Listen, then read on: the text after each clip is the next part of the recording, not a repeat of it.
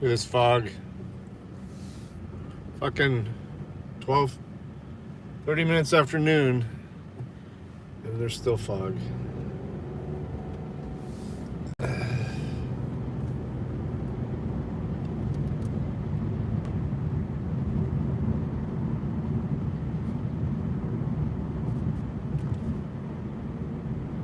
It's not bad though, it's burning up pretty fast.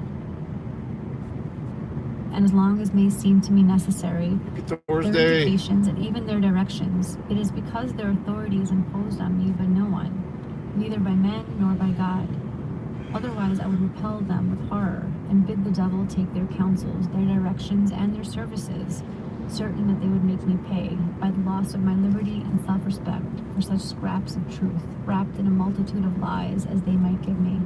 I bow before the authority of special men because it is imposed on me by my own reason. I am conscious of my own ability to grasp, in all its detail and positive development, any very large portion of human knowledge. The greatest intelligence would not be equal to a comprehension of the whole. Thence results, for science as well as for industry, the necessity of the division and association of labor. I receive and I give, such is human life. Each directs and is directed in his turn. Therefore, there is no fixed and constant authority. How's your day going? Continual exchange of mutual, temporary, and above all, voluntary authority and subordination.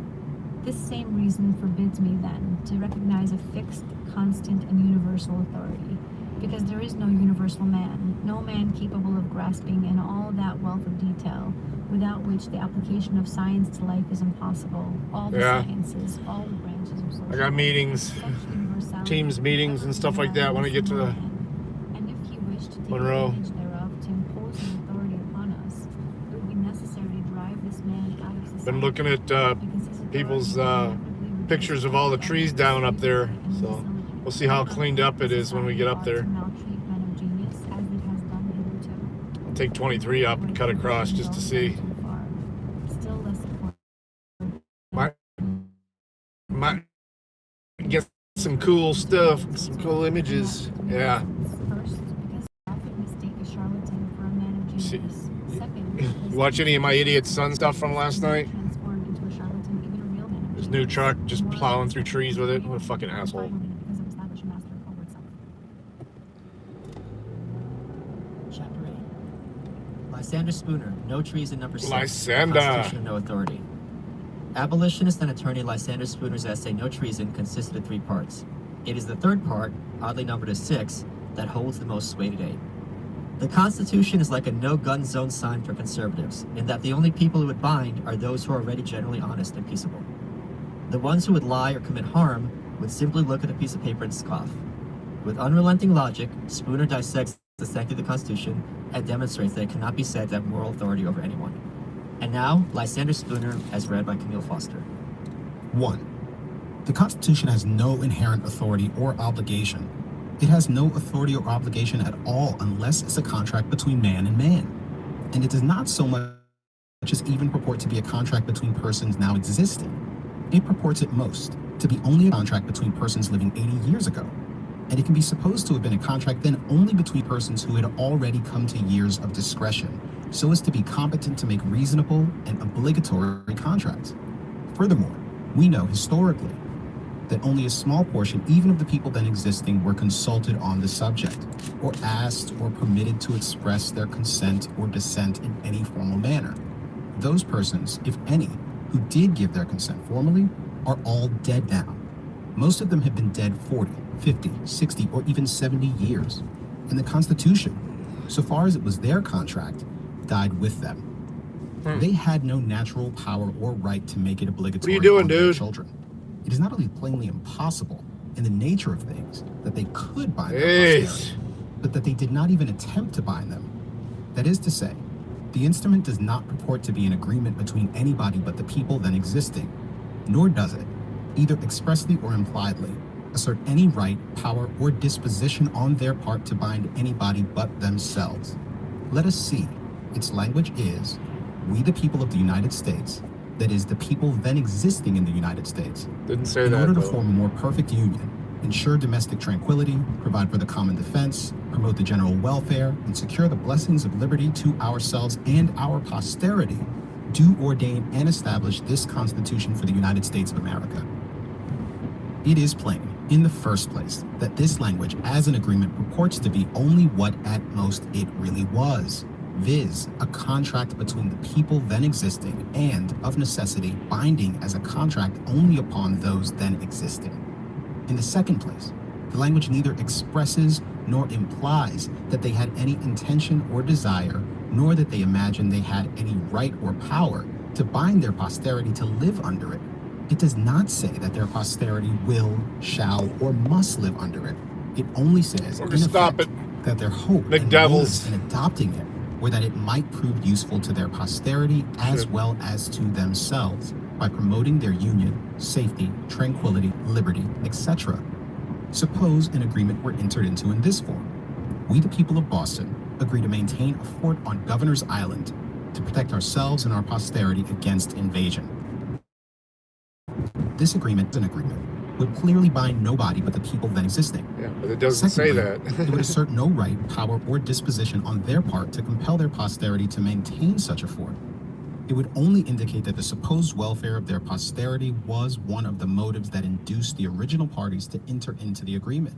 When a man says he is building a house for himself and his posterity, he does not mean to be understood as saying that yeah, it's lots. I've got 19,000 points is what I got. That he is so foolish as to imagine that he has any right or power to bind them to live in them. McDonald's so far money. As they are concerned, he only means to be understood as saying that his hope and motive in building it are that they, or at least some of them, may find well, I got their happiness 200 and something less actually after paying that gas bill today. Planting a tree for himself and his posterity. He does not mean to be understood as saying that he has any thought of compelling them, nor is it to be inferred that he forget about the electric bill once that he has any right your check hits.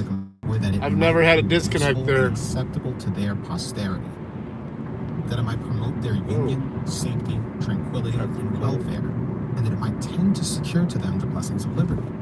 The language does not assert, nor at all imply, any right, power, who in the right mind would buy a Cardi B meal? Parties to the agreement to compel their posterity to live under it. If they'd intended to bind their posterity to live under it, they should have said that their object was not to secure to them the blessings of liberty, but to make slaves of them. For if their posterity are bound to live under it, they are nothing less than the slaves of their foolish, tyrannical, and dead grandfathers. It cannot be said that the Constitution formed the people of the United States for all time into a corporation. It does not speak of the people as a corporation, but as individuals. A corporation does not describe itself as we, nor as people, nor as ourselves. Nor does a corporation in legal language have any posterity. It supposes itself to have, and speaks of itself as having, perpetual existence, as a single individuality. Moreover, no body of men existing at any one time have the power to create a perpetual corporation. A corporation can become practically perpetual only by the voluntary ascension of new members as the old ones die off. But for this voluntary ascension of new members, the corporation necessarily dies with the death of those who originally composed it. Legally speaking, therefore, there is in the Constitution nothing that professes or attempts to bind the posterity of those who established it. If then those who established the Constitution so much for hitting 61 today, it's barely going to get in the 50s. To bind their posterity, the question arises whether their posterity have bound themselves. If they have done so, they can have done so in only one or both of these two ways, viz., by voting. 2. Let us consider these two matters, voting and tax paying, separately. Fuck both those things. First, voting. All the voting that has ever taken place under the Constitution has been of such a kind that it not only did not pledge the whole people to support the Constitution, but it did not even pledge any of them to do so, as the following considerations show. 1. In the very nature of the thing, the act of voting could bind nobody but the actual voter. But owing to the property qualification required, it is probable that during the first 20 or 30 years under the Constitution, not more than 1/10, 15th, or perhaps 20th of the whole population, black and white men, women, and minors, were permitted to vote. Consequently, so far as voting was concerned, not more than 1/10, 15th, or 20th of those then existing could have incurred any obligation to support the Constitution. At the present time, it is probable that not more than 1/6 of the whole population are permitted to vote. Consequently, so far as voting is concerned, the other 5/6 can have given no pledge that they will support the Constitution. 2. Of the 1/6 that are permitted to vote, probably not more than 2/3, about 1/9 of the whole population, have usually voted. Many never vote at all.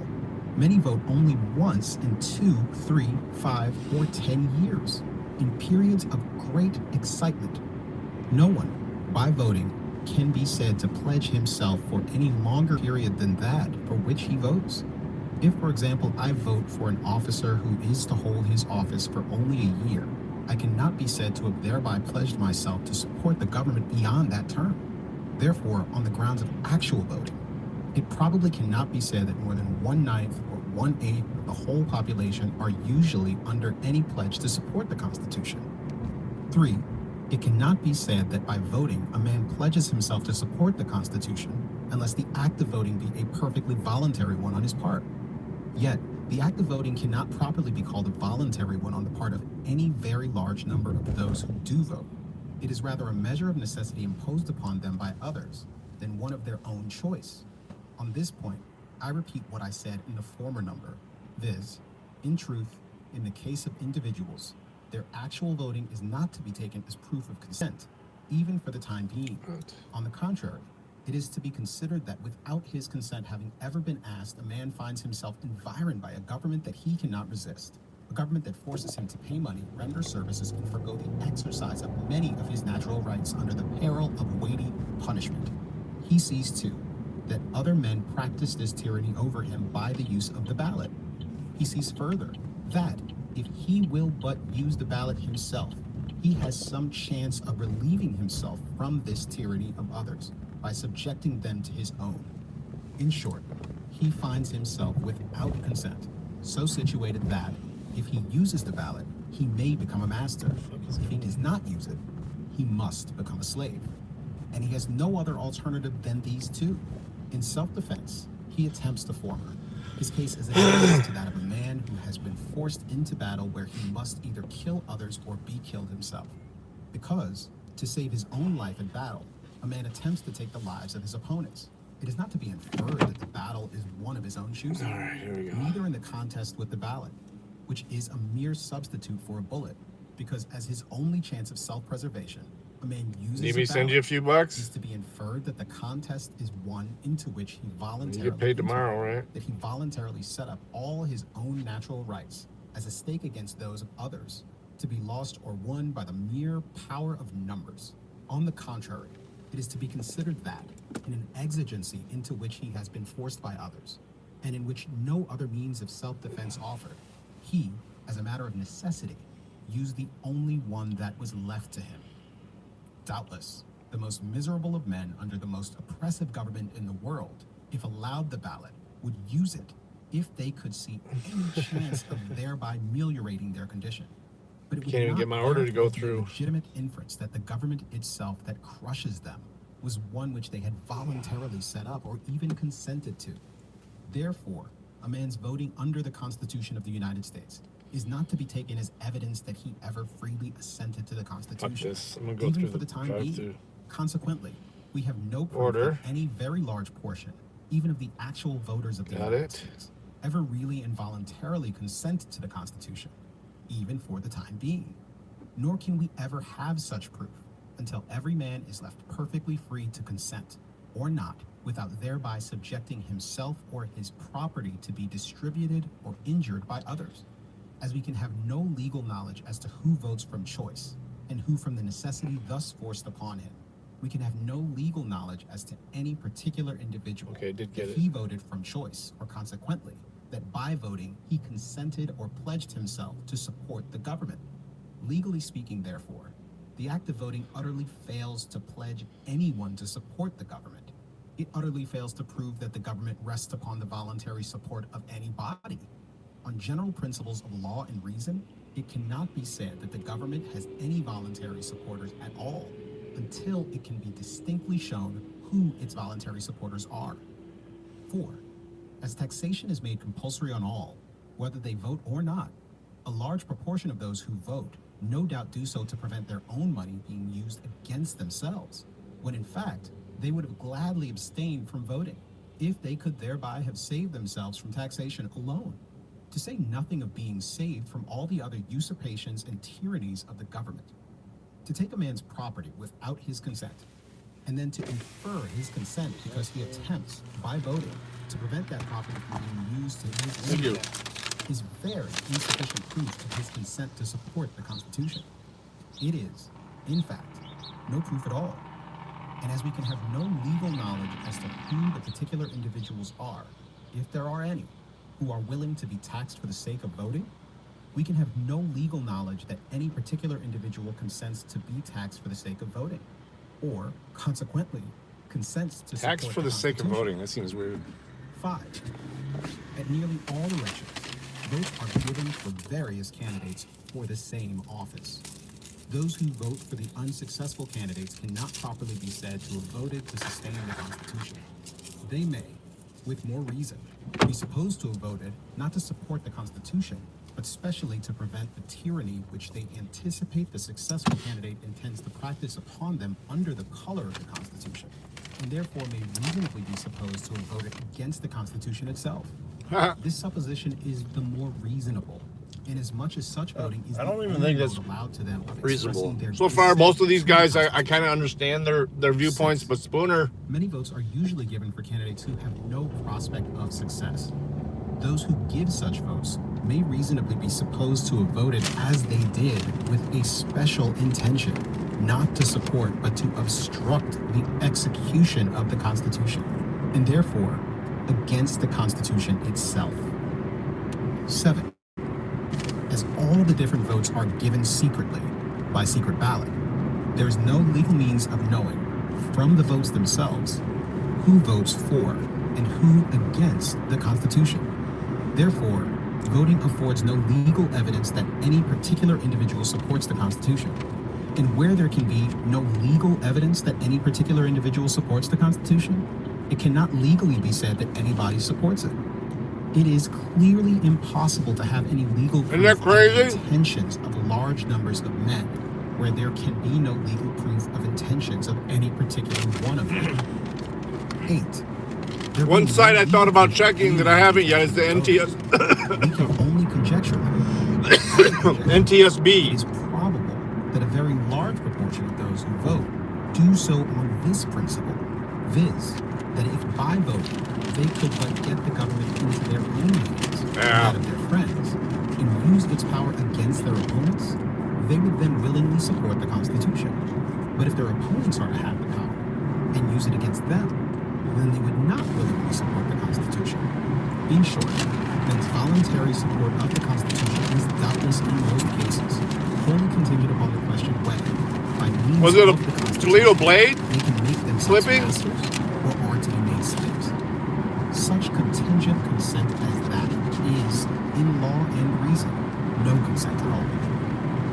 9. As everybody who supports the Constitution by voting, if there are any such, I mean, even if we knew what year it by was. secret ballot, and in a way to avoid all personal responsibility for the act of his agents or representatives, it cannot legally or reasonably be said that anybody at all supports the Constitution by voting.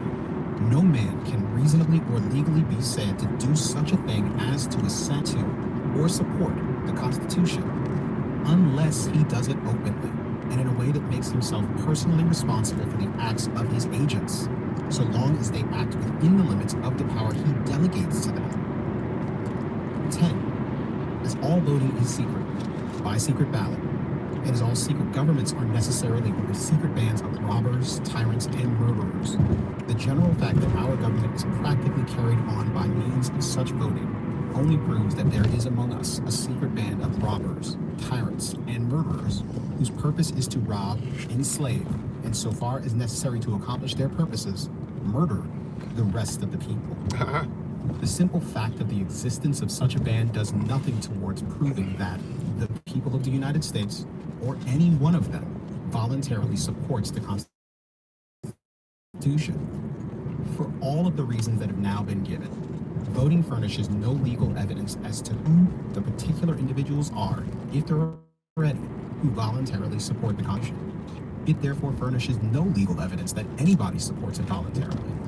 So far, therefore, as voting is concerned, the Constitution, legally speaking, has no supporters at all.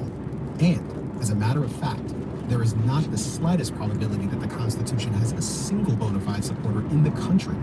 That is to say, there is not the slightest probability that there is a single man in the country who both understands what the Constitution really is and sincerely supports for what it really is. The ostensible supporter of the Constitution, like the ostensible supporter of most other governments, are made up of three classes, viz. 1. Knaves, a numerous and active class, who sees the government as an instrument which they can use for their own aggrandizement or wealth. 2. Dupes, a large class, no doubt, each of whom, because he is allowed one voice out of millions in deciding what he may do with his own person and his own property, and because he is permitted to have the same voice in robbing, enslaving, and murdering others that others have in robbing, enslaving, and murdering himself, is stupid enough to imagine that he is a, quote, free man, a, quote, sovereign, that this is a, quote, free government, a government of equal rights, the best government on earth, and such like absurdities. 3. A class who had some appreciation of the evils of government, but either do not see how to get rid of them, or do not choose to so far sacrifice their private interests as to give themselves seriously and earnestly to the work of making a change. 3. The payment of taxes, being compulsory, of course furnishes no evidence that anyone voluntarily supports the Constitution. 1. It is true that the theory of our Constitution is that all taxes are paid voluntarily, that our government is a mutual insurance company voluntarily entered into by the people with each other, that each man makes a free and purely voluntary contract with all others who are parties to the Constitution to pay so much money for so much protection, the same as he does with any other insurance company, and that he is just as free not to be protected and not to pay taxes as he is to pay a tax and to be protected. But the theory of our government is wholly different from the practical fact. The fact is that government, like a highwayman, says to a man, your money or your life. And many, if not most taxes, are paid under the compulsion of that threat. The government does not indeed waylay a man in a lonely place, spring upon him from the roadside, and holding a pistol to his head, proceed to rifle his pockets. But the robbery is nonetheless a robbery on that account, and it is far more dastardly and shameful. The highwayman takes solely upon himself the responsibility, danger, and crime of his own act. He does not pretend that he has any rightful claim to your money, or that he... There's that cell tower I was talking about. Benefit. The fake cell tower. He does not pretend to be anything but a robber. Or the fake tree. He's not acquired impudence enough to profess to be merely a Yeah. protector, and that he takes men's money against their will merely to enable him to protect those infatuated travelers So who it's before feel Springfield. perfectly able to protect themselves, or do not appreciate his particular system of protection. He is too sensible a man to make such professions as these. Furthermore, having taken your money, he leaves you as you wish him to do. He does not persist in following you on the road against your will, assuming to be your rightful sovereign on account of the protection he affords you. He does not keep protecting you by commanding you to bow down and serve him, by requiring you to do this and forbidding you to do that, by robbing you of your money as often as he finds it for his interest or pleasure to do so, and by branding you a rebel, a traitor, and an enemy to your country, and shooting you down without mercy if you dispute his authority or resist his demands. He is too much of a gentleman to be guilty of such impostures and insults and villainies as these. In short, he does not, in addition to robbing you, attempt to make you either his dupe or his slave. The proceedings of those robbers and murderers who call themselves the government are directly the opposite opposite of these of the single highwayman. In the first place, they do not, like him, make themselves individually known, or consequently, take upon themselves personally the responsibility of their acts. On the contrary, they secretly, by secret ballot, designate someone of their number to commit the robbery in their behalf. While they keep themselves practically concealed, they say to the person thus designated, "Go to A," and say to him that the government has need of the money to meet the expense of protecting him and his property. If he presumes to say that he has never contracted with us to protect him, and that he wants none of our protection, say to him that this is our business and not his, Damn it. that we choose to protect him, whether he desires us to do so or not, and that we demand pay, too, for protecting him. If he dares to inquire who the individuals are, who have thus taken upon themselves the title of the government, and who assume to protect him and demand payment without his having ever made any contract with them, say to him that that too is our business and not his, that we do not choose to make ourselves individually known to him, that we have secretly, by secret ballot, appointed you, our agent, to give him the notice of our demand, and if he complies with them, to give him in our name a receipt that will protect him against any similar demand for the present year. If he refuses to comply, seize and sell enough of his property to pay not only our demand, but all your own expenses and trouble beside. If he resists the seizure of his property, call upon the bystanders to help you. Doubtless some of them will prove to be members of our band. If, in defending his property, he should kill any of our band who are assisting you, capture him at all hazards, charge him in one of our courts with murder, convict him, and hang him.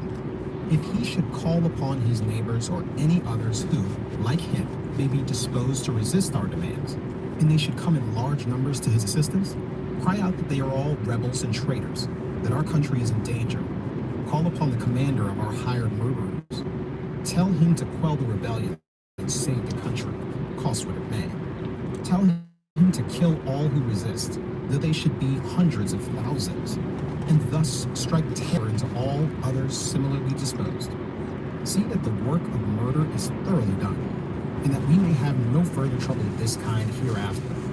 When these traitors shall have thus been taught our strength and our determination, they will be good, loyal citizens for many years, and pay their taxes without a why or wherefore. It is under such compulsion as this that taxes, so-called, are paid. And how much proof the payments of taxes affords that the people consent to support the government, it needs no further argument to show. 2. Still another reason why the payment of taxes implies no consent or pledge to support the government is that the taxpayer does not know and has no means of knowing who the particular individuals are who compose the government. To him, the government is a myth, an abstraction, an incorporeality, with which he makes no contract, and to which he can give no consent and make no pledge. He knows it's only through its pretended agents. The government itself he never sees. He knows indeed, by common report, that certain persons of a certain age are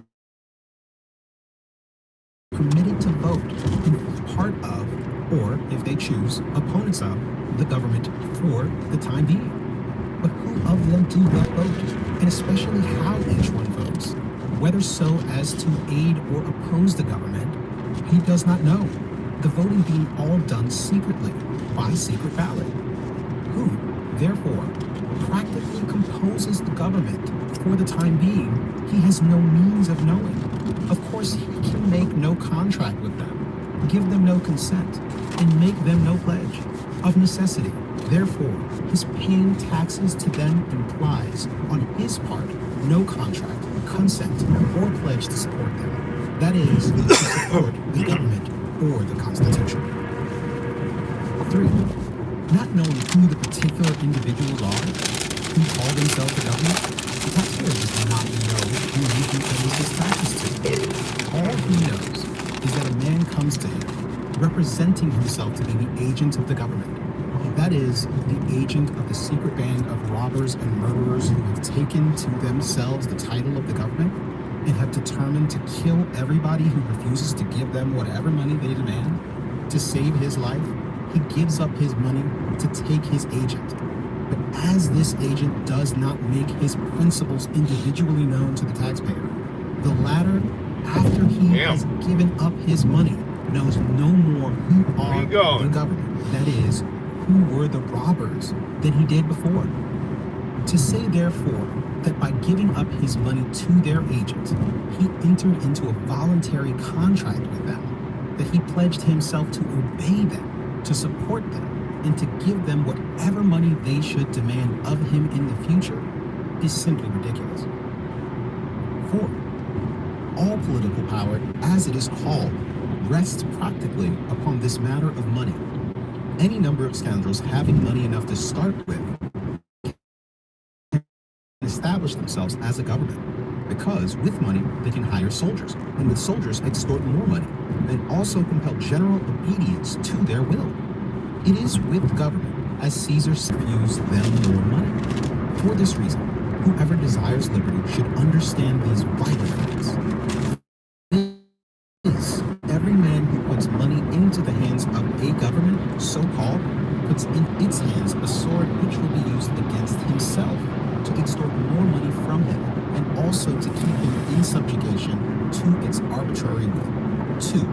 That those who will take his money without his consent in the first place will use it for his further robbery and enslavement if he presumes to resist their demands in the future. 3. That it is a perfect absurdity to suppose that any body of men would ever take a man's money without his consent for any such object as they profess to take it for, viz., that of protecting him. For why should they wish to protect him if he did not wish them to do so? To suppose that they would do so is just as absurd as it would be to suppose that they would take his money without his consent for the purposes of buying food or clothing for him when he did not want it. 4. He is competent to make his own bargains for it, and nobody has any occasion to rob him in order to protect him against his will. 5. That the only security men can have for their political liberty consists in their keeping their money in their pockets until they have assurances, perfectly satisfactory to themselves, that it will be used as they wish it to be used, for their benefit, and not for their injury. 6. That no government, so-called, can reasonably be trusted for a moment, or reasonably be supposed to have honest purpose in view, any longer than it depends wholly upon voluntary support. These facts are so vital and so self-evident that it cannot reasonably be supposed that anyone will voluntarily pay money to a government for the purpose of securing its protection unless he first makes an explicit and purely voluntary contract with it for that purpose.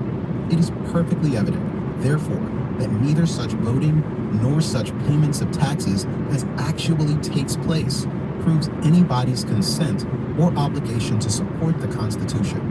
Consequently, we have no evidence at all that the Constitution is binding upon anybody, or that anybody is under any contract or obligation whatever to support it, and nobody is under any obligation to support it. 4. The Constitution not only binds nobody now, but it never did bind anybody. It never bound anybody, because it was never agreed to by anybody in such a manner as to make it, on general principle of law and reason, binding upon him. It is a general principle of law and reason that a written instrument binds no one until he has signed it. This principle is so inflexible a one that even though a man is unable to write his name, he must still mark his mark before he is bound by a written contract. This custom was established ages ago, when few men could write their names, when a clerk, that is, a man who could write, was so rare and valuable a person, even if he were guilty of high crimes, he was entitled to pardon on the grounds that the public could not afford to lose his services, even if that contract must be signed, and men who could not write either made their mark or signed their contract by stamping their seal upon wax affixed to the parchment on which their contracts were written. Hence, the custom of affixing seals that has continued to this time. The law holds, and reason declares, that if a written instrument is not signed, the presumption must be that the party to be bound by it did not choose to sign it, or to bind himself by it. And law and reason both give him until the last moment in which to decide whether he will sign it or not. Neither law nor reason require or expects a man to agree to an instrument until it is written. For until it is written, he cannot know its precisely the meaning. And when it is written, and he has had the opportunity to satisfy himself of its precisely the meaning, he is then expected to Cop up decide, ahead. and not before, whether he will agree to it or not. And if he does not then sign it, his reason is supposed to be that he does not choose Cop to enter up into such ahead. a contract. That the fact that the instrument was written for him to sign, or with the hope that he would sign it, goes for nothing. Where would be the end of fraud and litigation if one party could bring into court a written instrument without any signature and claim to have it enforced upon the grounds that it was written for another man to sign? That this other man had promised to sign it, that he ought to have signed it, that he had the opportunity to sign it if he would, but that he had refused or neglected to do so? Yet that is the most that could ever be said for this Constitution. The very judges who profess to derive all their authority from the Constitution, from an instrument that nobody Up ever there. signed, would spurn any instrument not signed that should be brought before them for adjudication.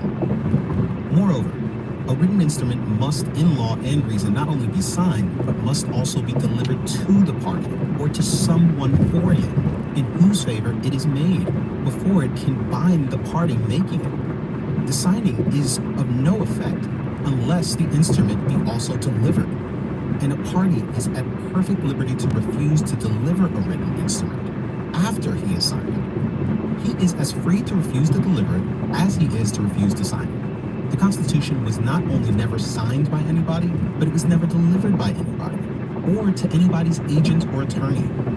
It can therefore be of no more validity as a contract than can any other instrument that was never signed or delivered. 5. As further evidence of the general sense of mankind, as to the practical necessity there is that all men's important contracts, especially those of a permanent nature, should be both written A and little signed, foggy. the following facts are pertinent. For nearly 200 years, that is since 1677, there has been on the statute books of England, and the same in substance, if not precisely in letter, has been reenacted and is now in force in nearly or quite all the states of the Union. A statute, the general object of which is to declare that no action shall be brought to enforce contracts of the most important class, unless they are put in writing and signed by the parties to be held chargeable upon them. The principle of this statute, be it observed, is not merely that written contracts shall be signed, but also that all contracts, except those specially exempted, generally those that are for small amounts, There and we are go. to Still remain ice in on the force trees here. for a Whoa! short time, Falling. shall be both written and signed. The reason of this Wow. statute on Still this bad point here. is that it is now so easy a thing for men to put their contracts in writing and sign them, and their failure to do so opens the door to so much doubt, fraud, and litigation, that men who neglect to have their contracts of any considerable importance written and signed ought not have the benefit of courts of justice to enforce them. And this reason is a wise one, and that experience has confirmed its wisdom and necessity is demonstrated by the fact that it has been acted upon in England for nearly 200 years, and has been so nearly universally adopted in this country, and that nobody thinks of repealing it. We all know, too, how careful most men are to have their contracts written and signed, even when the statute does not require it. Danger. For example, most men, if they Yeah, these trees are super nice. no So larger amount, they don't look so bad though. or It's warm enough to where it's are melting. careful to take it for it. If they buy even a small bill of goods, paying for it at the time of delivery, This looks they take creepy. a receipted bill for it. If they pay a small balance of a book account or any other small debt previously contracted, they take a written receipt for it. Furthermore, the law everywhere, probably in our country, as well as in England, requires that a large class of contracts, such as wills, deeds, etc., shall not only be written wow. and signed, but also sealed. Look at those trees. Isn't that and pretty? acknowledged.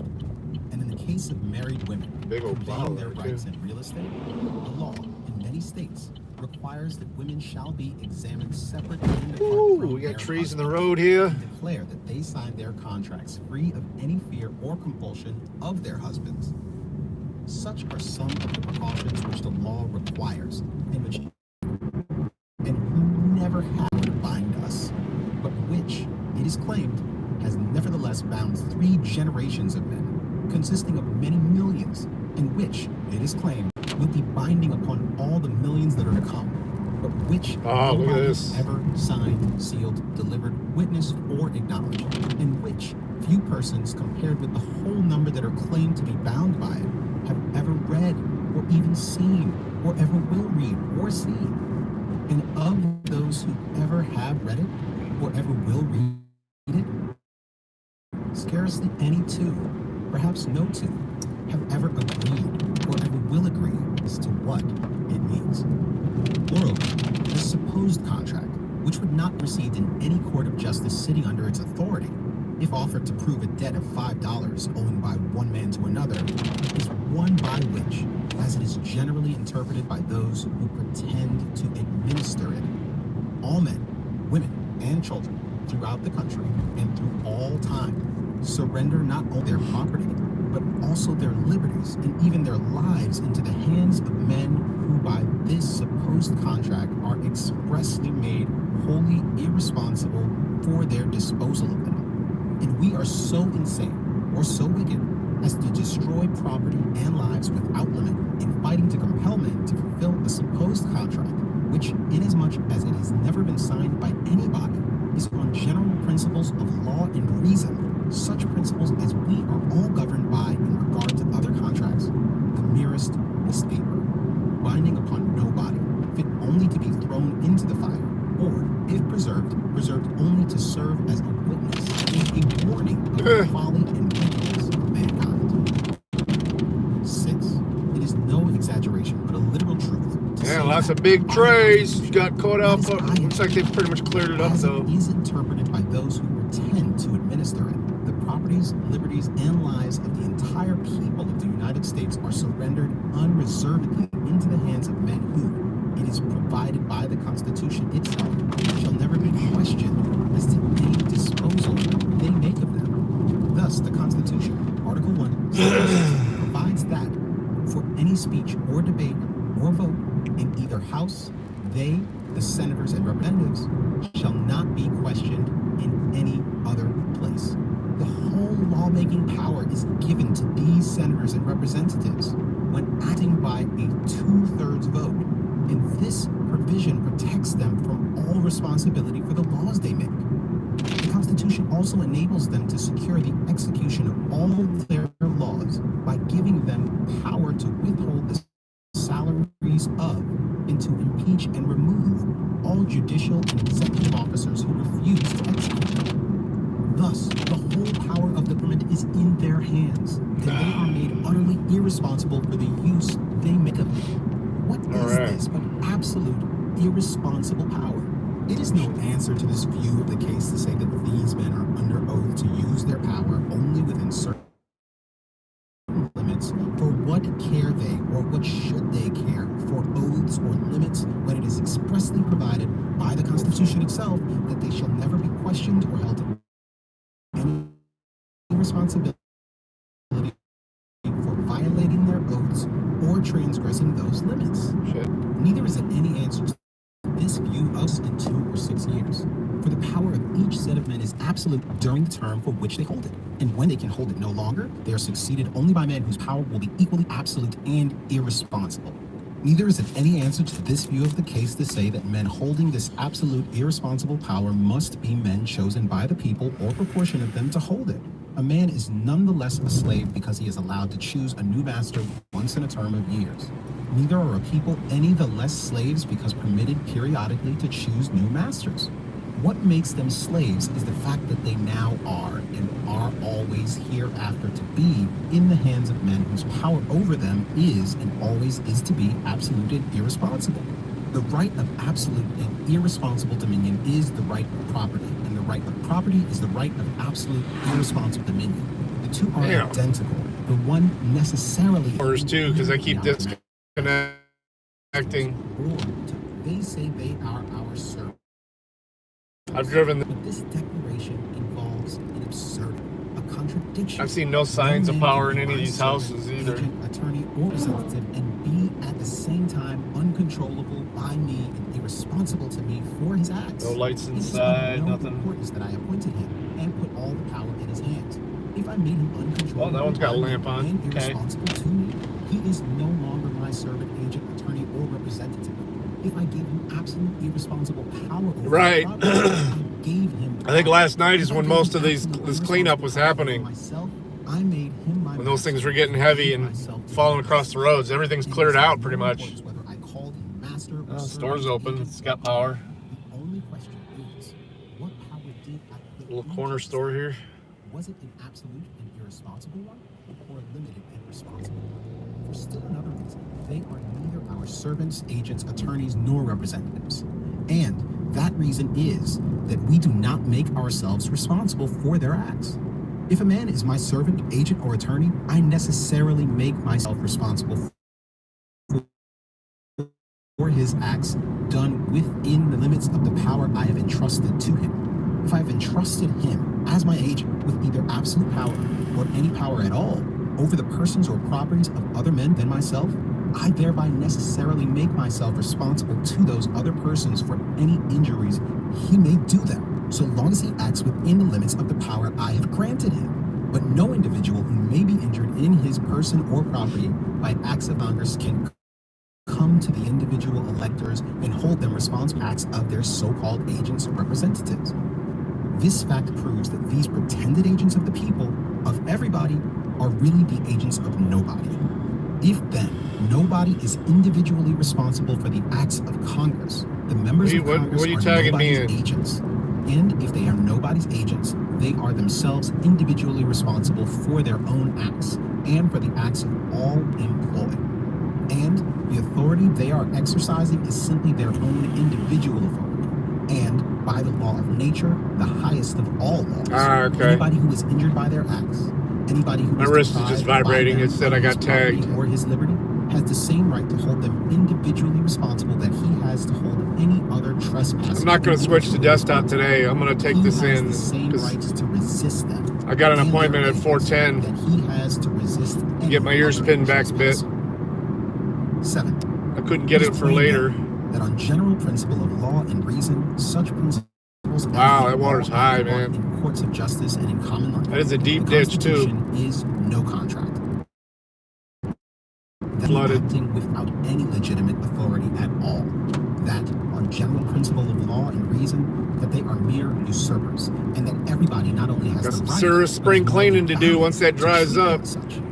The people of this country wish to maintain such a government as the Constitution describes. Man, There is no there reason are in the trees world down in why almost they should everybody's not yard. sign the instrument itself, and thus make known their wishes in an open, authentic manner, in such manner as the common sense and experience of mankind have shown to be reasonable and necessary in such cases, and in such manner as to make themselves, as they ought to do, individually responsible for the acts of the government. But the people have never been asked to sign it, and the only reason why they have intents and purposes, as destitute of nation as the compact which robbers and thieves and pirates enter into with each other, but if any considerable number of people believe the Constitution to be good, why do they not sign it themselves and make law for and administer them upon each other, leaving all other persons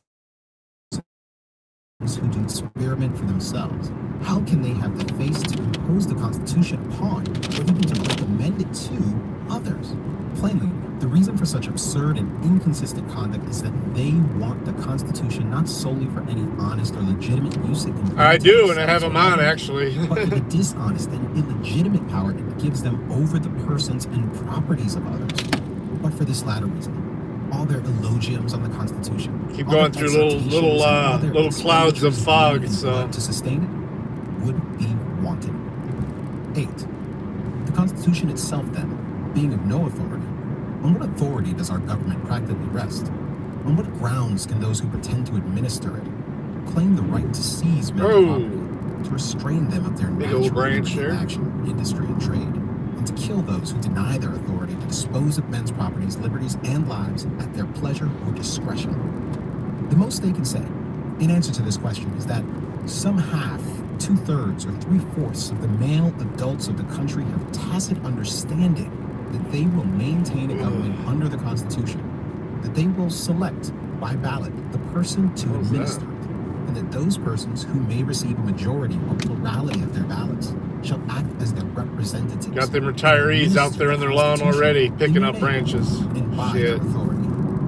But this tacit understanding, admitting it As long as it ain't in the driveway, it'll get picked up in the springtime. Conclusion drawn from it. A tacit understanding between A, B, and C that they will, by ballot, depute D as their agent to deprive me of my property, liberty, or life. So, authorize D to do so.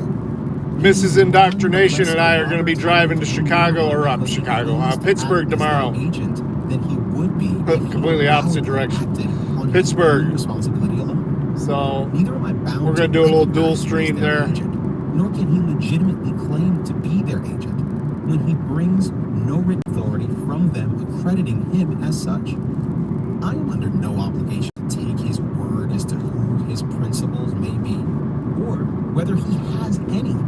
Bringing no credentials, I have a right to say he has no such authority, even as he claims to have, and that he is therefore intending to rob, enslave, or murder me on his own account. see how well it stays connected on the turnpike all the way across to Ohio. Voters of this country amount to nothing. Tempted to swing through East Palestine on the way back, because we'll be right by there. Avail any more than does their tacit understanding, for their ballots are given in secret, and therefore in a way to avoid any personal responsibility for the act of their agent. No body of men can be said to authorize a man to act as their agent to the injury of a third person unless they do it in so open and authentic a manner as to make themselves personally responsible for his acts. None of the voters in this country appoint their political agents in any open, authentic manner or in any manner to make themselves responsible for their acts. Therefore, these pretended agents cannot legitimately claim to be really agents.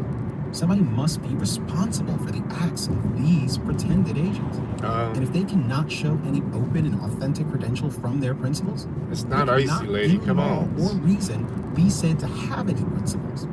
The maxim applies here that what does not appear does not exist. And if they can show no principles, Yeah, it's silly. I'm going all the way out there literally to do who their pretended principles a are. Google business video, which will take probably 15 minutes. But we're going to turn it into like a little trip. Mother-in-law is going to check on the dogs, and we're just going to hit that place, take care of the business, and then maybe grab a bite to eat somewhere. We'll see. We'll play it by ear, but it's going to be a long drive, so I have to decide what we're going to play in the background, because probably music is not going to go over well.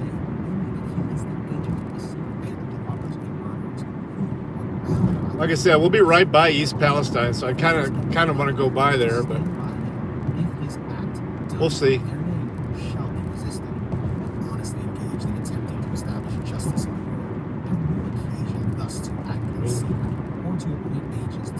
As much rain and everything else we've had lately, I doubt there's anything really in the air there, so I'm not really, I mean, shit.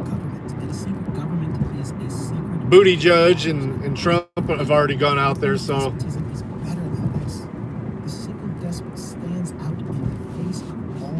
it's been 3 weeks. My will is law. I am your master. I take the responsibility of my acts. The only arbiter I acknowledge is the sword. If anyone denies my right, let him try conclusion with me. I wonder how close you can get to the wreckage. Less than a government of assassins. Under it, a man knows not who his tyrants are until they have struck, and perhaps not then. He may guess. Go find the J.D. Vance Creek and scrape on it, see if it's still bubbling up. To whom he would most naturally find protection may prove an enemy when the time of trial comes. This is the kind of government we have, and it is the only one we are likely to have until men are ready to say, we will consent to no constitution except such as one as we are neither ashamed nor afraid to sign, and we will authorize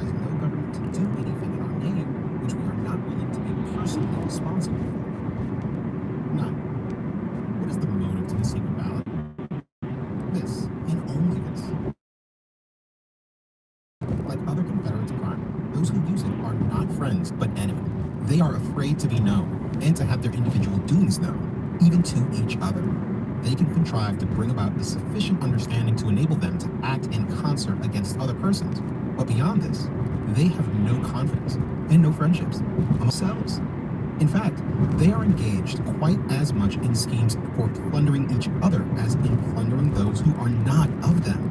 And it is perfectly well understood among them that the strongest party among them will, in certain contingencies, murder each other by the hundreds of thousands, as they lately did do, to accomplish their purpose against each other. Hence, they dare not be known and have their individual doings known, even to each other. And this is avowedly the only reason for the ballot, for a secret government, a government by secret bands of robbers and murderers. And we are insane enough to call this liberty. To be a member of the secret band of robbers and murderers is esteemed a privilege and an honor. Without this privilege, a man is considered a slave, but with it, a free man. With it, he is considered a free man because he has the same power to secretly, by secret ballot, procure the robbery, enslavement, and murder of another man. And that other man has to procure his robbery, enslavement, and murder. And this they call equal rights.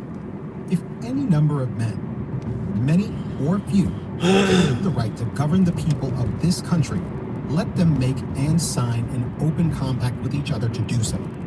Let them thus make themselves individually known to those whom they propose to govern, and let them thus openly take the legitimate responsibility of their acts.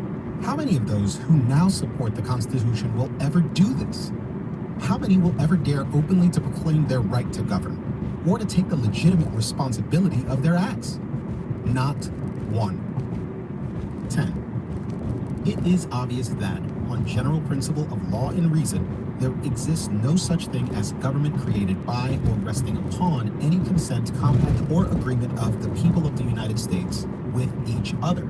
That the only visible, tangible, responsible government that exists is that of a few individuals only, who act in concert and call themselves by several names of senators, representatives, presidents, judges, marshals, treasurers, collectors, generals, colonels, captains, etc. Flags still at half staff. On general principle of Government law, buildings. it is of no importance whatever that those few individuals profess to be the agents Know what the and hell Whitmer's got representatives going of on. the people Man, of the United States. Whole bunch of Since trees in that they yard. can show no credentials Holy crap. from the people themselves. They were never appointed as agents or representatives in any open, authentic manner. They do not themselves know and have no means of knowing and cannot prove who their principals, as they call them, are individually, and consequently cannot, in law or reason, be said to have any principles at all. It is obvious, too, that if these alleged principals ever did appoint these pretended agents or representatives, they appointed them secretly Know the guy driving by that secret ballot, decaled in up a truck. way to avoid all personal responsibility for their acts. That at most, these alleged Oh, choo-choo principals train. put these Please don't pretended derail agents in front of forward me. for the most criminal purposes. This is a high-speed This rail, too, to for going through plunder the town. people of their It moves pretty property good. It's not and like restrain Amtrak them speed, of but their it liberty, and that the only moves pretty authority good. that these So, alleged principles hopefully this have won't for be so too doing long. is simply a tacit understanding among themselves that they will imprison, shoot, or hang every man who resists the extraction and restraints which their agents or representatives may impose upon them. Thus, it is obvious that the only visible, tangible government we have That's not is really made moving up that of these fast. professed agents or representatives of a secret band of robbers and murderers who, to cover up or gloss over their robberies and murders, have taken to themselves the title of the people of the United States, and who, on the pretense of being the people of the United States, assert their right to subject to their dominion, and to control and dispose of at their pleasures all property and persons found in the United States. 11. On general principle of law and reason, the oaths which these pretended agents of the 49, people take fog. to support the Constitution are of no validity or obligation. And why? For this, if for no other reason, viz., that they Hey, are Agalos. given to nobody. There is no privity, as the lawyers say. That is, no mutual recognition, consent, and agreement between those who take these oaths and any other persons. If I go upon Boston Common, and in the presence of 100,000 people, men, women, and children, with whom I have no contract on the subject, take an oath that I will enforce upon them the laws of Moses, or Lycurgus of Salome, of Justinian, Hey, Jesse. or of Alfred, that oath is, on general principle of law and reason, of no obligation. It is of no obligation, not merely because it is intrinsically a criminal one, but also because it is given to nobody and consequently pledges my faith to nobody. It is merely given to the winds. It would not alter the case at all to say that among these 100,000 persons in whose presence the oath was taken, there were 2, 3, or 5,000 male adults who had secretly, by secret ballot, and in a way to avoid making themselves individually known to me, or to that remainder of the 100,000, designated me as their agent to rule, control, plunder, and, if need be, murder these 100,000 people.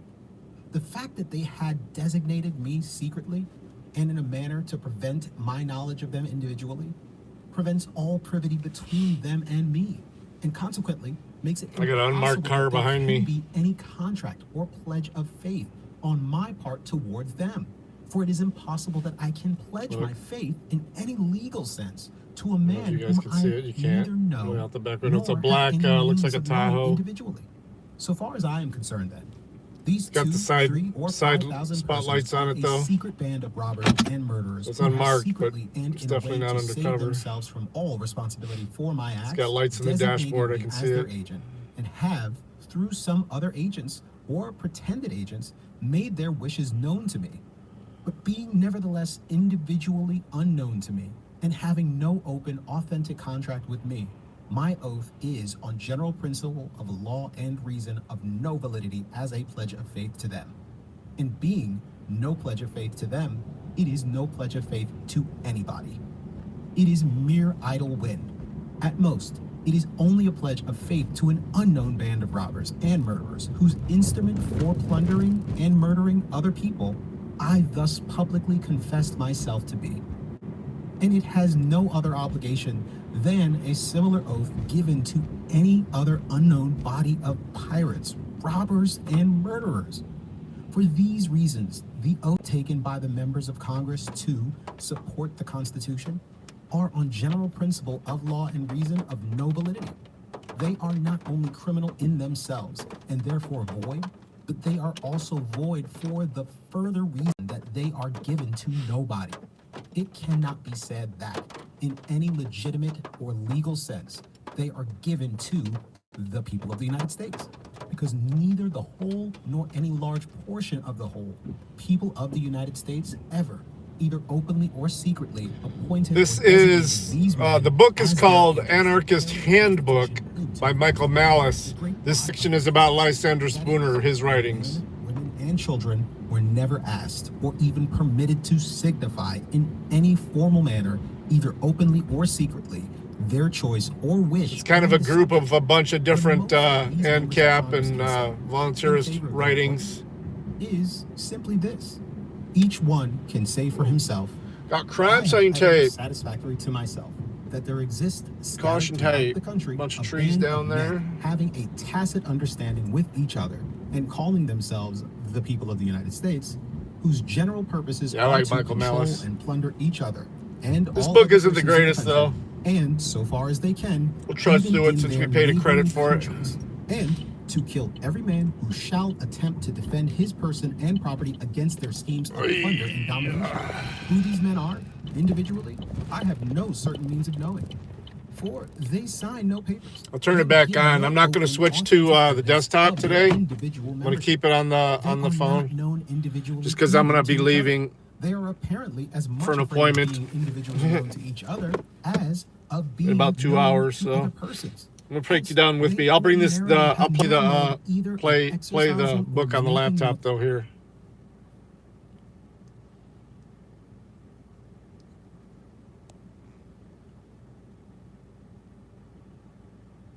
Hey, Chopper, Chopper. All right, man. Good for you. But yeah, we'll continue the book inside on the laptop. But I'm not streaming from the laptop. I'm going to keep it on the phone. So, get some shit together here. Hey.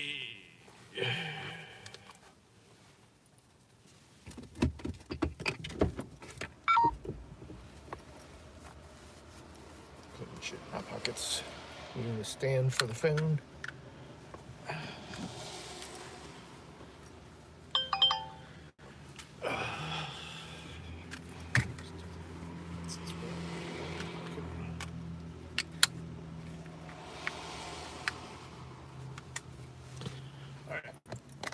Let's bring you guys.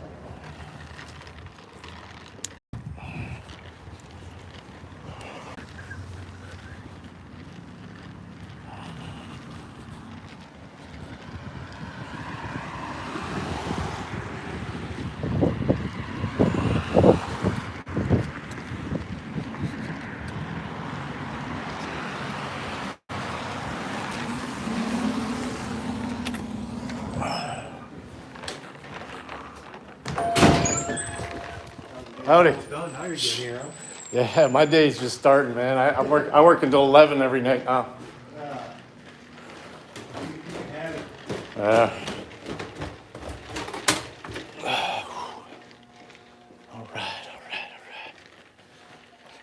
Oh, phone's ringing as I walk in the door. Isn't that nice? Let's see. Impact Employment, North speaking. How can I help you? Hello. Is this Dan? Yes, how can I help you? Yeah. I went in. I'm trying to apply. I just want to know how you do that. I don't see any website on here. Really? Hello. Hello, I'm here. Yeah. My name is Mauro Wong, and I'm just trying to, apply. Okay. Yeah, we do have a website. It's iescorp.net. Okay. I'm gonna write it down. Okay. Or I could, if you want me to, I could just text it to you. Yeah. Can you just text it to me? Yep. Once you're done, just text the number. Text is gonna come from the office number here. Once you get it, once you have it completed, just text me back with your name, and I'll get you pulled, and we'll go from there. Sounds good. Thanks. All right, no worries. Just give me a couple minutes. I'm getting some things set up here, and I'll send it off to you. All right. All right. Talk to you later. All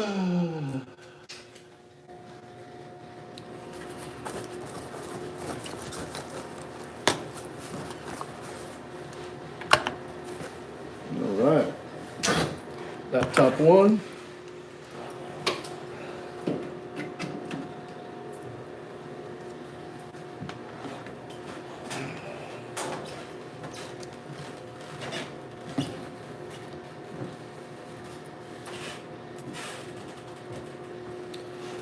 Top one, ready?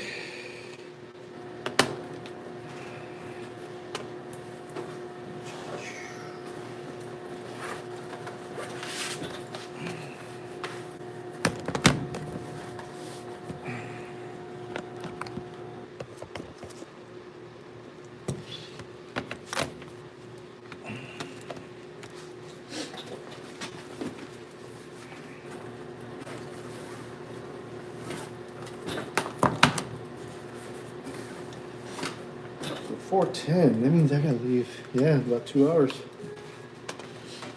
Got this meeting coming up.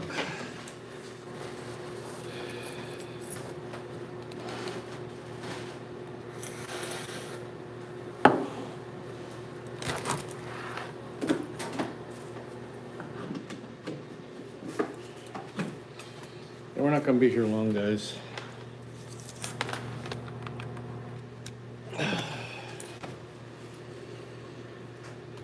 All right. Let's plug in this phone.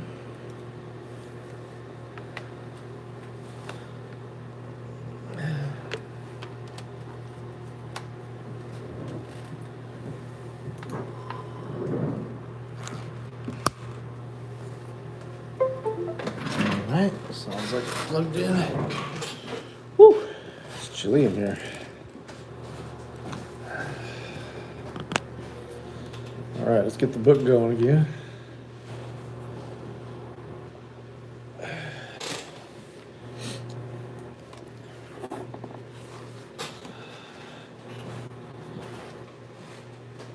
It's under $1. There you go. There's some philosophy there. Screw Marcus Aurelius. We got Choppa Choppa, circa 2023.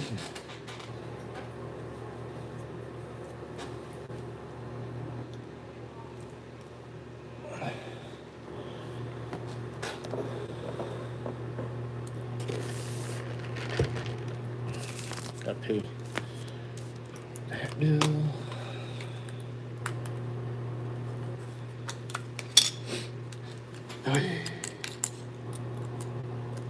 Look at me mouse.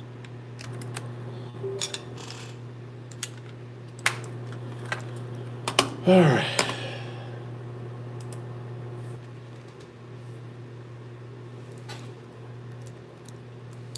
Audible.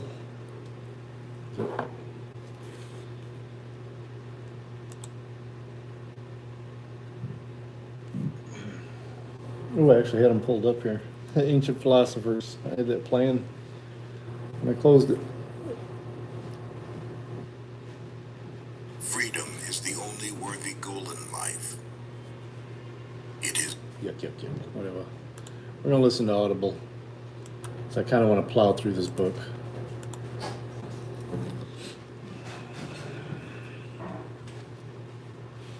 Five credits available still. Next credit, March 4th.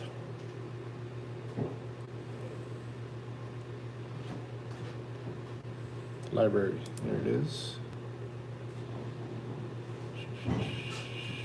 Listen now. Still had 9 hours left.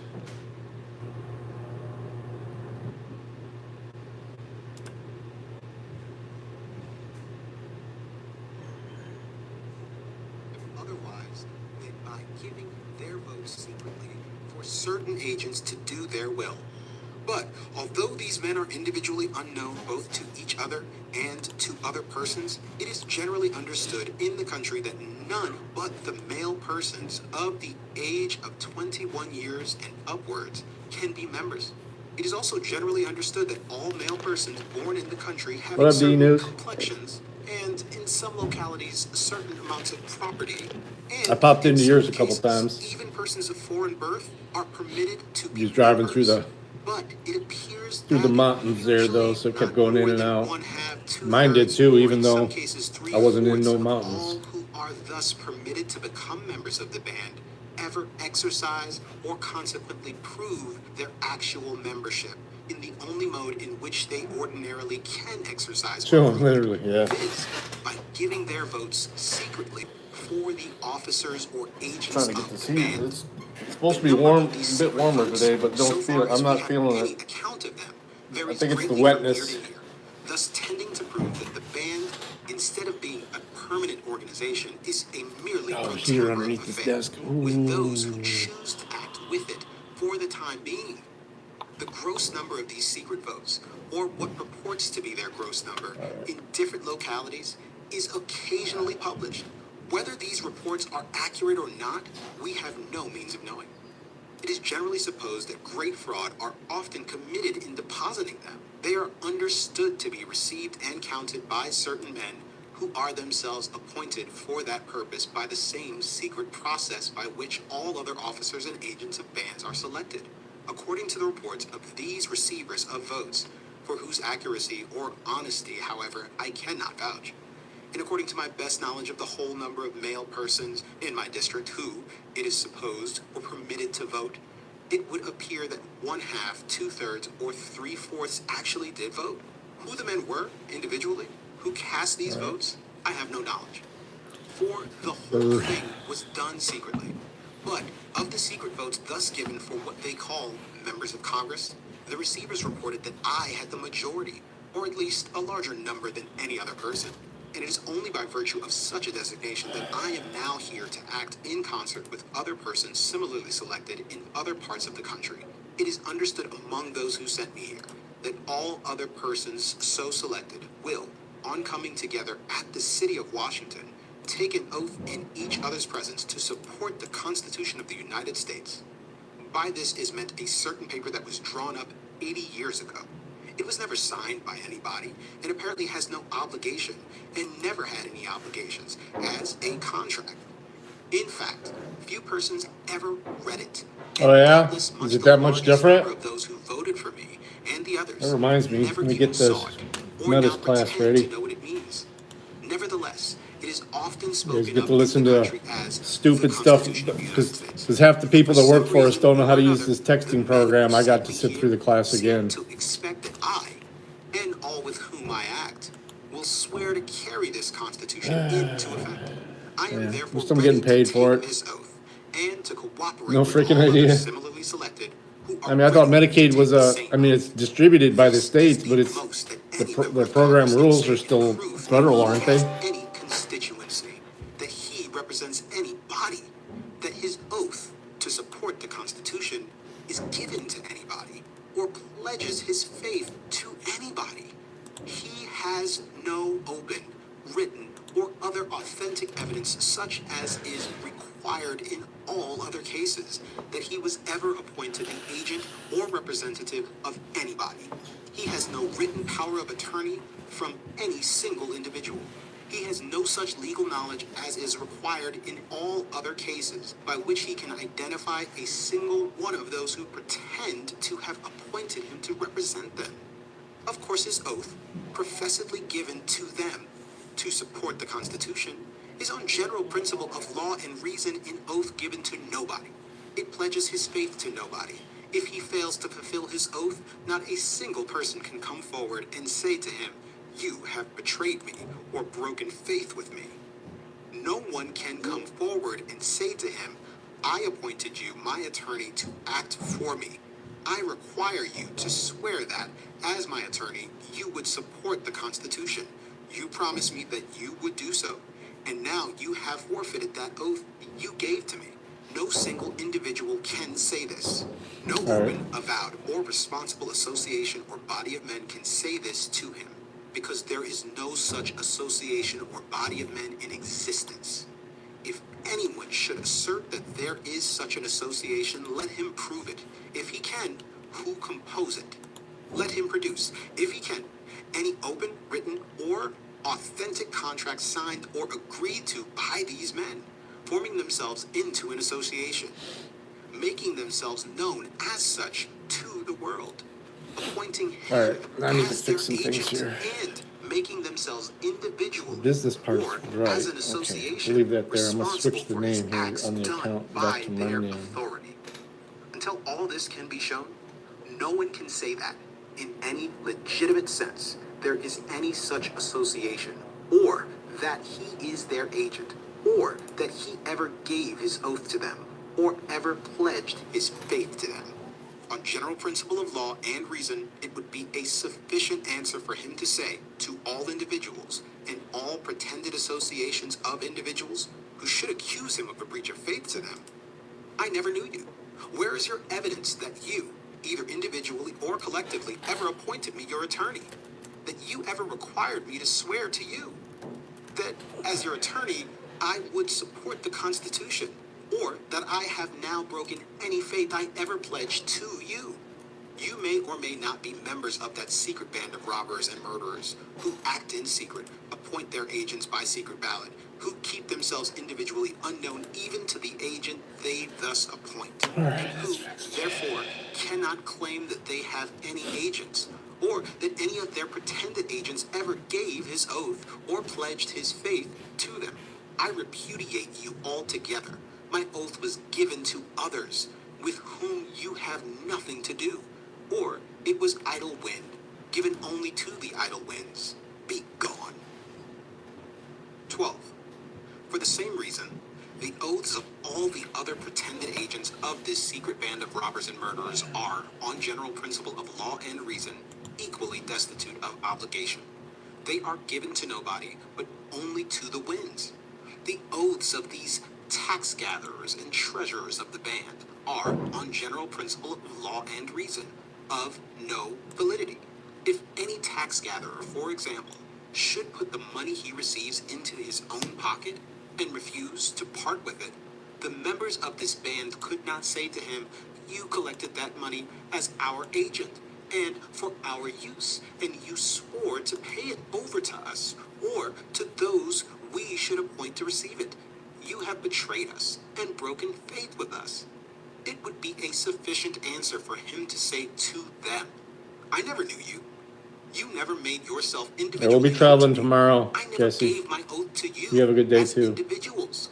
You may or you may not be members of the secret band who appoint agents to rob and murder other people, but who are cautious not to make themselves individually known, either to such agents or to those whom their agents are commissioned to rob. If you are members of that band, you have given me no proof that you ever commissioned me to rob others for your benefit. I never knew you as Nerds. individuals, and of course never promised you that I would pay over to you the proceeds of my robberies. I committed my robberies on my own account and for my own profit. If you thought I was fool enough to allow you to keep yourselves concealed and use me as your tool for robbing other persons, or that I would take all the personal risk of the robberies and pay over the proceeds to you, you were particularly simple. As I took all the risk of my robberies, I propose to take all the profits. Be gone. You are fools as well as villains. If I gave my oath to anybody, I gave it to other persons than you. But I really give it to nobody. I only gave it to the winds. It answered my purpose at the time. It enabled me to get the money I was after, and now I propose to keep it. If you expected me to pay it over to you, you relied only upon that honor that is said to prevail among thieves. You now understand that this is a very poor reliance. I trust you may become wise enough to never rely upon it again. If I have any duty in the matter, it is to give said back duty. the money to those from whom I took it, not to pay it over to such villains as you. 13. On general principle of law and reason, the oaths which said duty. foreigners take on coming here and being naturalized, as it is called, are of no validity. They are necessarily given to nobody, because there is no open, authentic association to which they can join themselves, or to whom, as individuals, they can pledge their faith. No such association or organization as the people of the United States, having ever been formed by any open, written, authentic, or voluntary contract. There is, on general principle of law and reason, no such association or organization in existence. And all oaths that purport His to name be is given Wong, to such an W-O-N-G. association are necessarily given He's only not to the white, he's winds. Wong.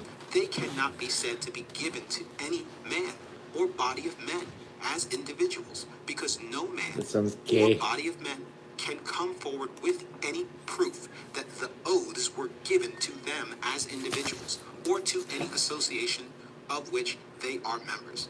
To say that there is a tacit understanding among a portion of the male adults of the country Bills, bills, that they will bills. call themselves the people of the United States, and that they will act in concert in subjugating the remainder of the people of the Subjugating? United States to their No, dominion, don't subjugate but them. that they will keep themselves personally concealed by doing all their acts secretly, is wholly insufficient on general principle of law and reason to prove the existence of any such association or organization as the people Sure of the he United does. States, or consequently to prove that the oaths of foreigners This is the were book. given to any such association. 14. On general principle of law and reason, all the oaths which, since the war, have been given by Southern men, that they will obey the laws of Congress, support the Union, and the like, Sweet. are of no validity.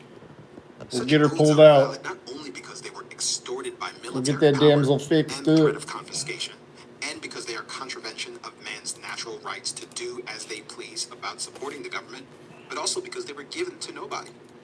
They were nominally given to the United States, How but to do being this nominally given to the United States, online. they were necessarily given to nobody, because because on general principle of law and reason, there were no United States to whom the oaths could be given. That is to say, there was no open, authentic, avowed, legitimate association, corporation, or body of men known as the United States, or as the people of the United States, to whom the oaths could have been given. If anybody says there was such a corporation, let him state who were the individuals that proposed it, and how and when they became a Clear path to the corporation. tank. Were For Mr. delivery. A, Mr. B, and Mr. C members of it? If so, where are their signatures? Where the evidence of their membership?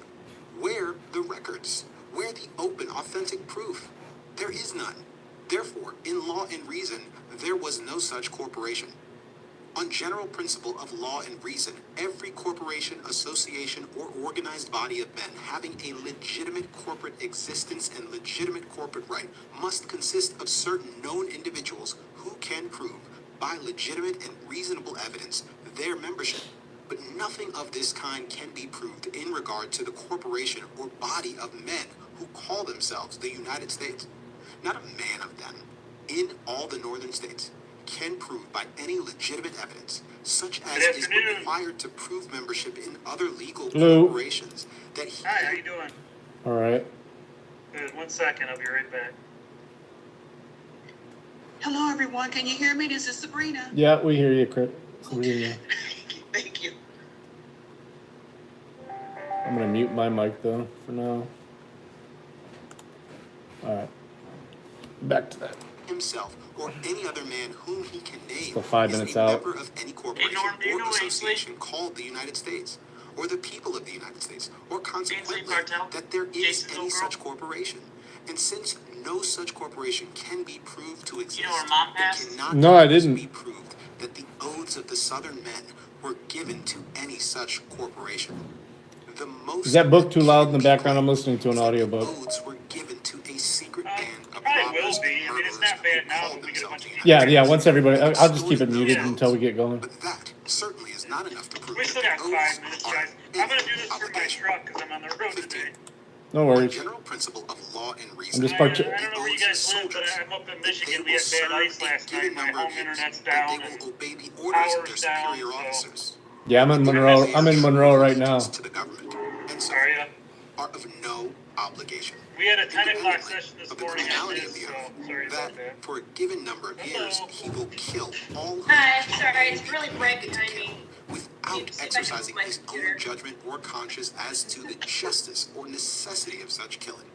There Alright, is that's this little further bit- reason oh, why so- a soldier's oath is of no obligation, viz., that, Little better? like all the other No, oaths that have now been mentioned, it is given to nobody, there being in no legitimate sense any such corporation or nation as the United States, nor consequently in any legitimate sense any such government as the government of the United States.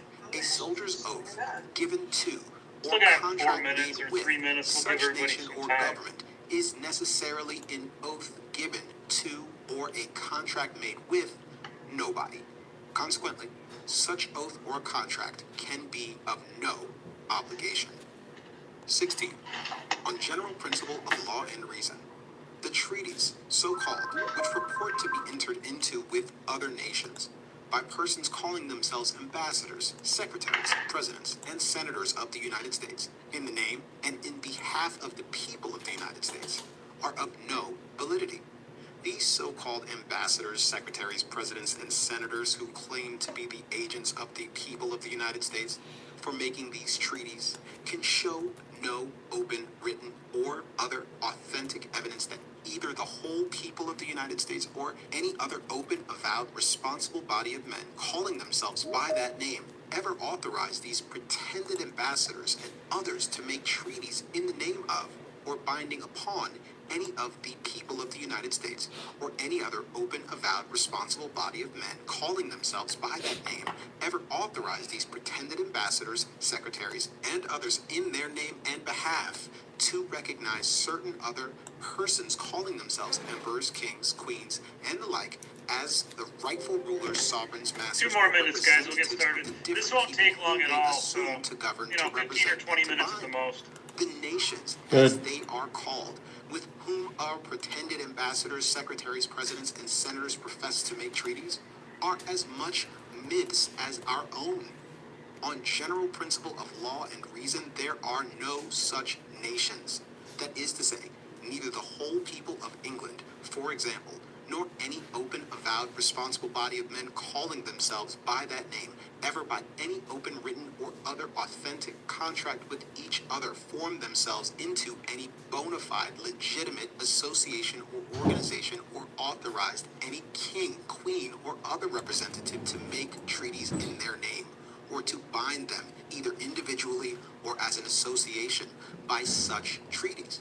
Our pretended treaties, then, being made with no legitimate or bona fide nations, or representatives of nations, and being made on our part by persons who have no legitimate authority to act for us, have intrinsically no more validity than a pretended treaty made by the man in the moon with the king of the Pleiades. 17. On general principle of law and reason, debts contracted in the name of the United States or of the people of the United States are of no validity.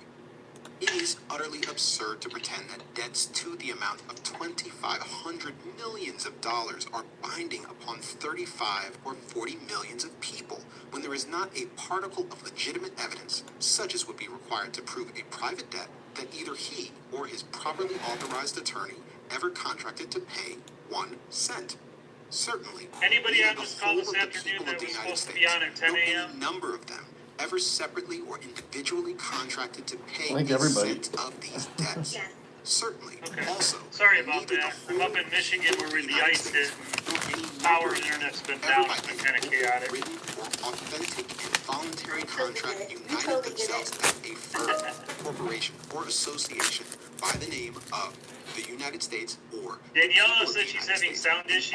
authorize their agents to That's contract okay debt because in I'm just going to their be kind of name. going through how to use this Certainly, anyway.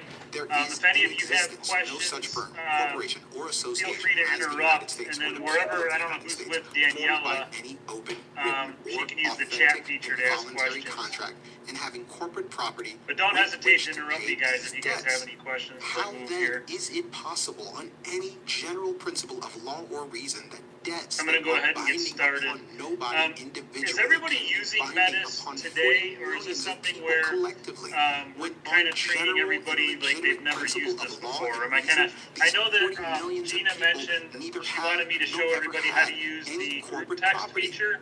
never But is everybody made using any Metis corporate in or general just to individual send like contract, and basic neither have messages? nor ever I have had never used any it corporate before. existence.